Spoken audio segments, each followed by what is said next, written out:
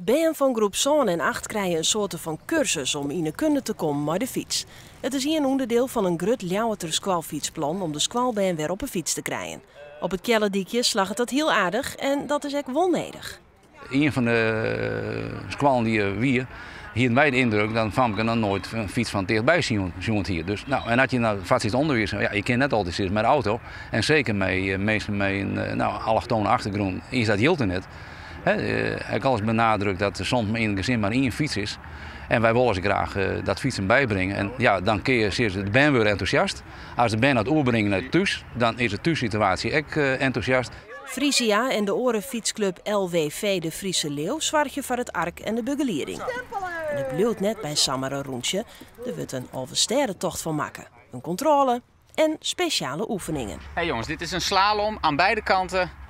Begint er zo meteen iemand met een slalom. Ik doe het zo meteen aan één kant even voor.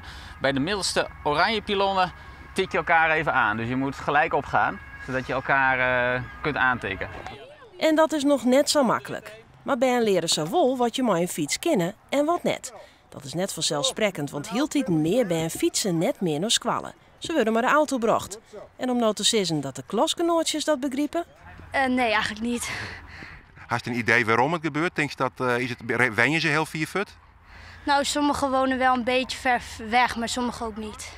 Dan denk die kan lekker goed met de fiets komen. Ja. En wat denk je dat als deze dag voorbij is, denk je dat die mensen vier te krijgen binnen dat ze aanstaan vol met de fiets naar squallen te komen? Denk het niet.